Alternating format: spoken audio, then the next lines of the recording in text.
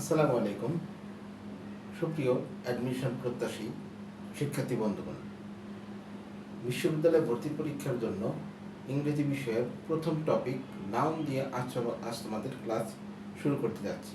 আশা করি সকলেই পাশে থাকবে।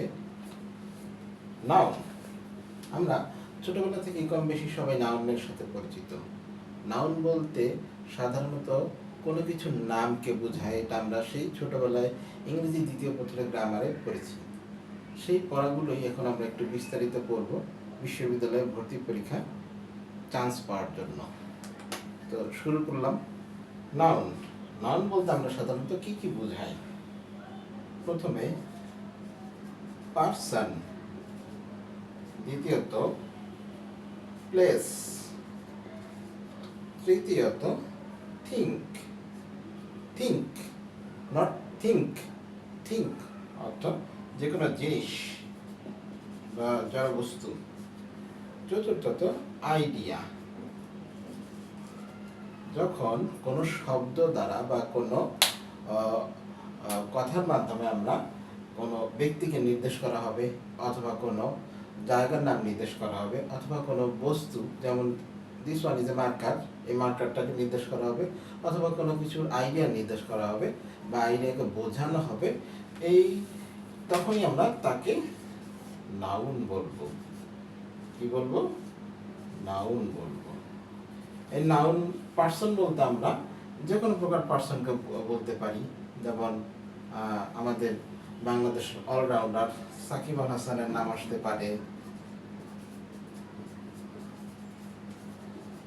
আমাদের বর্তমান অন্তর্বর্তীকালীন সরকারের প্রধান উপদেষ্টা ডক্টর মোহাম্মদ ইউনূসের নাম আসতে পারে।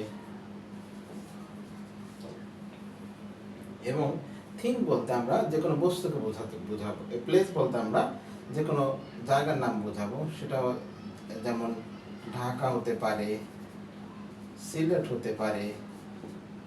থিঙ্ক বলতে আমরা যে কোনো বস্তুকে বোঝাবো। ফুটবল হতে পারে, ক্রিকেট বলও হতে পারে।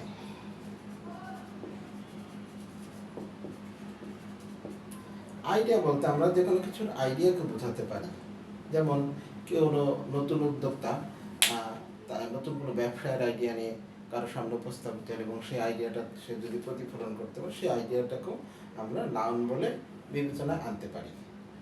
এখন আমরা জানব নাউন বাক্যে কখন কি রূপ ধারণ করে।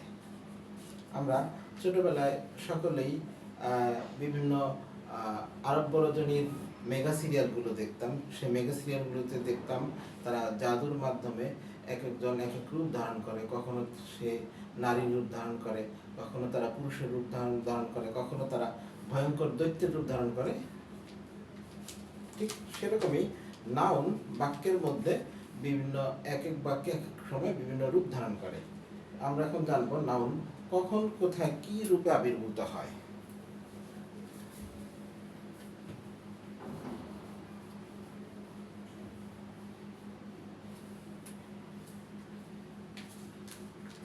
তোমরা লিখে নিতে পারো। Noun played role as a subject.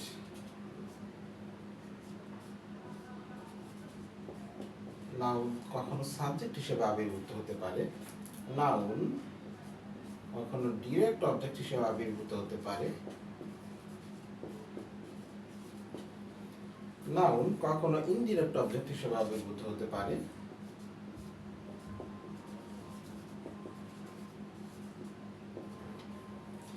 Noun কখনো সাবজেক্ট কমপ্লিমেন্ট হিসেবে আবির্ভূত হতে পারে,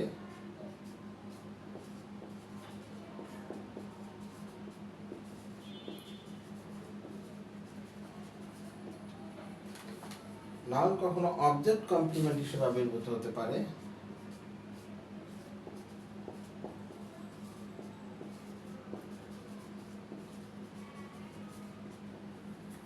নাউন কখনো অ্যাপোজিটিভ হিসেবে আবির্ভূত হতে পারে,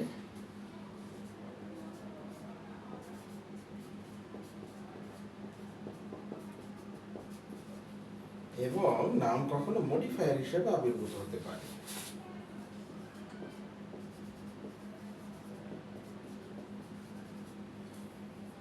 শিক্ষার্থী বন্ধুগণ, আমি তোমাদেরকে কিছু সময় দিচ্ছি, তোমরা লেকচারটি তোমাদের খাতায় তুলে নিতে পারো। সেই সাথে আমি পয়েন্টগুলো আবারও তোমাদের সামনে বলার চেষ্টা করছি। আমরা শুরুতে বলেছিলাম নাউন এক এক বাক্যে এক এক রূপ ধারণ করতে পারে। কখন সে কী রূপ ধারণ করবে আমরা সেই পয়েন্টগুলো তোমাদেরকে বলার চেষ্টা করছি। প্রথমত নাউন সাবজেক্ট হিসেবে আবির্ভূত হতে পারে, নাউন ডিরেক্ট অবজেক্ট হিসেবে আবির্ভূত হতে পারে, নাউন ইনডিরেক্ট অবজেক্ট হিসেবে আবির্ভূত হতে পারে, নাউন সাবজেক্ট কমপ্লিমেন্ট হিসেবে আবির্ভূত হতে পারে, নাউন অবজেক্ট কমপ্লিমেন্ট হিসেবে আবির্ভূত হতে পারে, as well as noun appositive and modifier হিসেবে আবির্ভূত হতে পারে। আমরা এতক্ষণ নাউন সম্পর্কে অনেক কিছুই জানতে পারলাম। এবার আমরা নাউনের কিছু উদাহরণ দেখি। কি কি শব্দ আসলে আমরা তাদেরকে নাউন হিসেবে চিহ্নিত করতে পারব। যদিও আমরা ছোটবেলায় সবাই জানতে পেরেছিলাম বা জেনেছি যে কোনো কিছুর নামই নাউন। কি জেনেছি? যে কোনো কিছুর নামই নাউন। সে যে কোনো কিছু বলতে কি হতে পারে? যেমন ডগ, ক্যাট, কাউ, হ্যান, যেমন bicycle, motorcycle, car,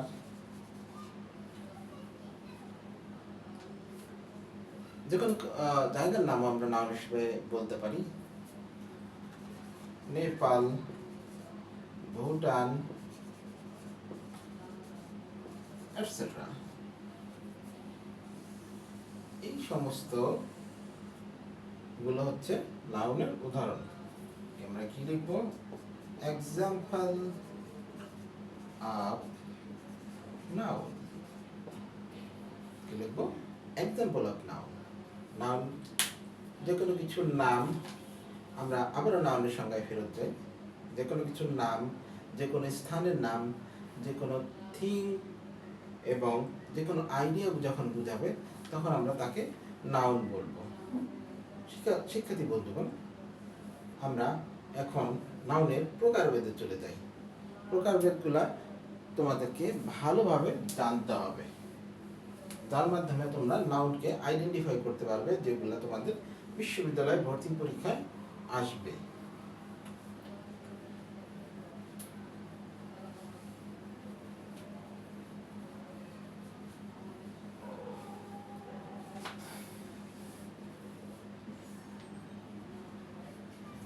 Types of noun or types or classification of noun. Types or classification of noun. প্রথমে আমরা আনবো কমন নাউনকে। কমন নাউন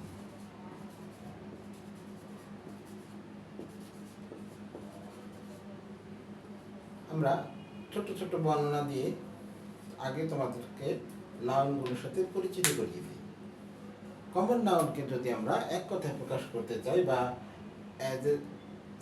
যদি সামারাইজ করে কমন নাউনকে বলতে চাই, জেনারেলি কোনো কিছু বোঝালে তখন সেটাকে আমরা কমন নাউন বলবো। কি বলবো? জেনারেলি কোনো কিছু বোঝালে তখন সেটাকে আমরা কমন নাউন বলবো। জেনারেলি বলতে যদি বলা হয় দ্য বেঙ্গলি নেশন, এখানে বেঙ্গলি নেশন বলতে সমস্ত বাঙালি জাতিকে বোঝানো হয়েছে, not a specific person or not a specific human being. When one word indicate a specific person or a specific entity, then it is called to proper noun. এবং যখন specifically কোনো কিছু বোঝানো হবে তখন সেটাকে আমরা কি বলবো? Proper noun. আমরা সাইড নোট আকারে লিখে দিতে পারি। generally indicate, specifically indicate। শিক্ষার্থী বন্ধুগণ, তোমরা এই লেকচারটুকু খাতায় তুলে নাও, আমি তোমাদেরকে কিছু সময় দিচ্ছি।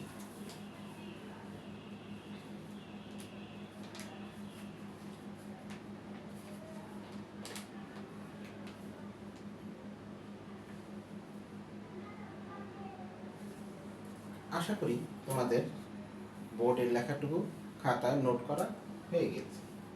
আমরা নেক্সট টাইপে চলে যাই।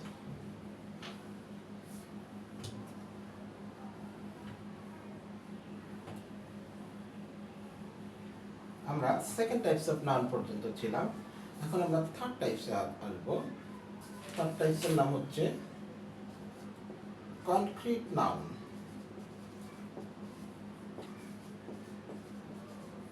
কি noun? Concrete noun. 4 singular noun, 5 plural noun, 6 abstract noun, 7 countable noun,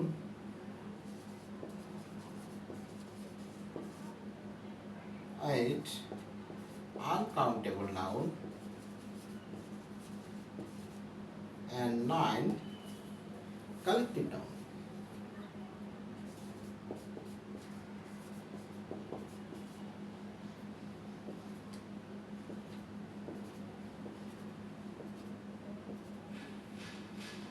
আমরা কি শিখছি? Concrete noun, singular noun, plural noun, abstract noun, countable noun, uncountable noun, and last one is collective noun। শিক্ষার্থী বন্ধুগণ, এখন আমরা জানবো প্রপার নাউনের কত প্রকার। প্রপার নাউন কত প্রকার? as I mean subtypes of proper noun, or what are the types of proper noun?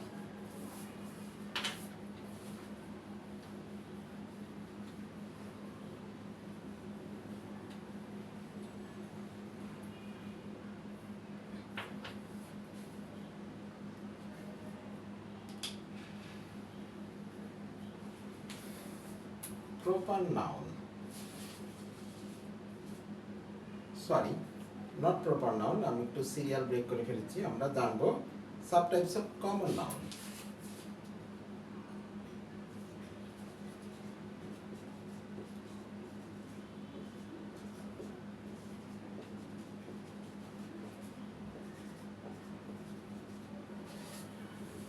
concrete,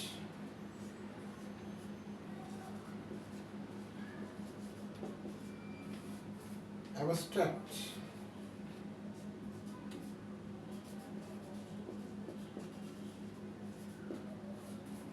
and collective।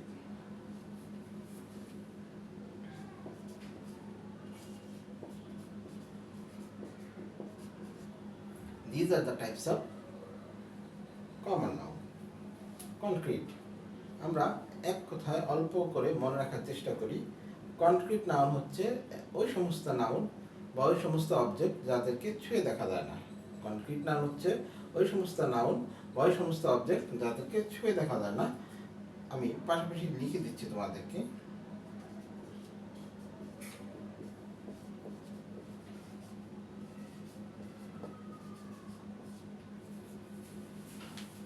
Abstract noun হচ্ছে ওই সমস্ত নাউন বা ওই সমস্ত অবজেক্ট যাদেরকে ছুঁয়ে।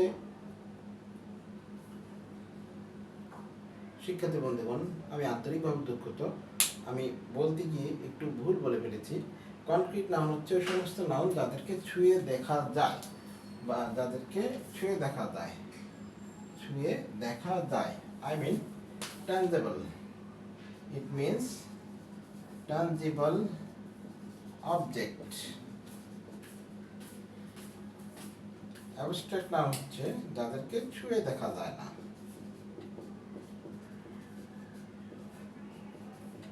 যায় না। It means intangible object.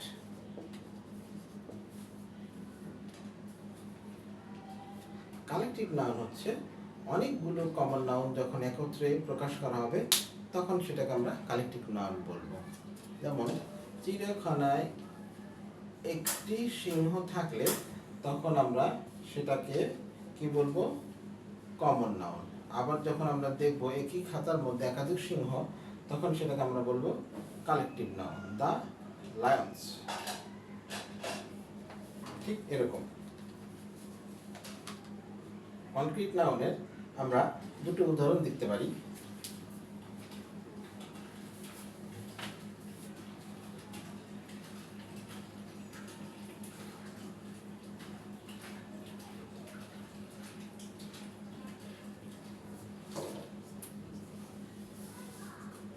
I saw the book.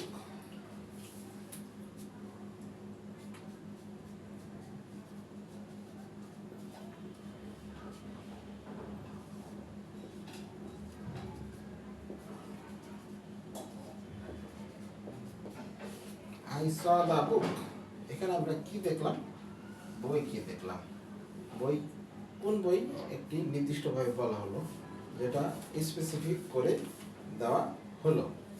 তার মানে কি, এটা হচ্ছে কনক্রিট নাউনের উদাহরণ। এবং as well as this book, this is the tangible object. এটাকে আমরা ছুঁয়ে দেখতে পারবো, ক্যারি করতে পারবো, এটার ওজন মাপতে পারবো, এজন্য এটাকে আমরা কি বলবো, কনক্রিট নাউন।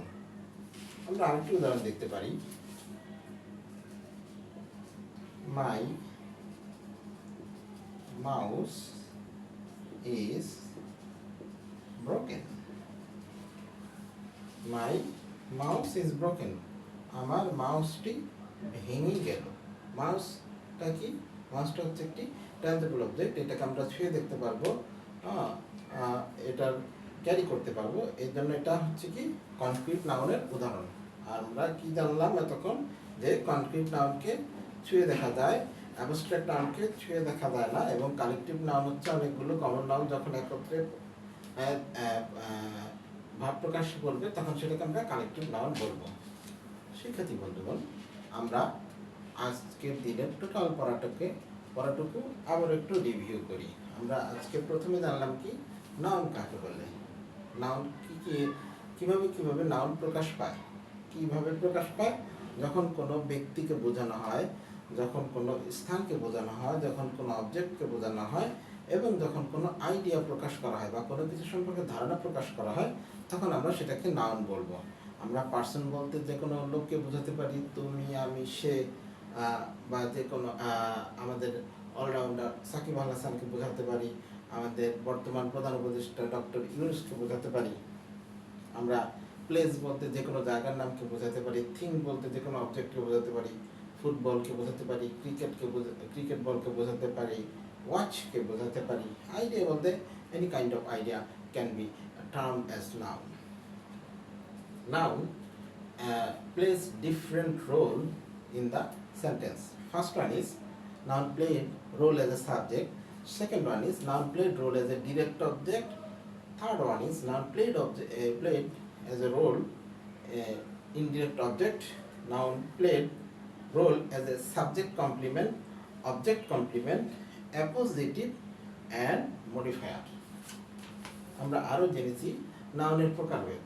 নাউন মূলত 9 প্রকার। প্রথমত কমন নাউন, দ্বিতীয়ত প্রপার নাউন, তৃতীয়ত কনক্রিট নাউন, চতুর্থত সিঙ্গুলার, পঞ্চমত প্লুরাল নাউন, ষষ্ঠ abstract noun, 7 countable, 8 uncountable and 9 collective noun. আমরা কমন নাউনের কিছু টাইপস জেনেছি, সেই টাইপসগুলো কি কি, concrete noun, abstract noun, collective noun. Concrete নাউনকে কি করা যায়, কনক্রিট নাউনকে ছুঁয়ে দেখা যায়, অ্যাবস্ট্রাক্ট নাউনকে ছুঁয়ে দেখা যায় না। কালেকটিভ নাউনকে যখন অনেকগুলো নাউন একত্রে প্রকাশ করা হয় বা অনেকগুলো নাউন একসাথে থাকে তখন আমরা তাকে কালেকটিভ নাউন বলব। শিক্ষার্থী বন্ধুগণ, যেহেতু আমরা খুব নতুনভাবে ক্লাসগুলো শুরু করেছি, তাই একদিনেই তোমাদের উপরে বেশি চাপ প্রয়োগ করতে চাই না। আমরা ধীরে ধীরে ক্লাসের ডিউরেশনগুলো বাড়িয়ে যাব। আজ এই পর্যন্তই থাক। এই পর্যন্ত তোমরা পড়াগুলো আয়ত্ত করার চেষ্টা করবে, অনুশীলন করবে। আগামী দিন পরবর্তী টপিক থেকে, নাউনের পরবর্তী অংশ থেকে আমরা পড়া শুরু করব। সেই পর্যন্ত তোমরা সকলে ভালো থাকবে, সুস্থ থাকবে। যেহেতু দেশের পরিস্থিতি ভালো না, বাসায় বসে নিজেরা প্রস্তুতি নিবে বিশ্ববিদ্যালয়ে ভর্তি পরীক্ষার জন্য এবং যতদূর সম্ভব চেষ্টা করবে নিরাপদে থাকার জন্য। আসসালামু আলাইকুম।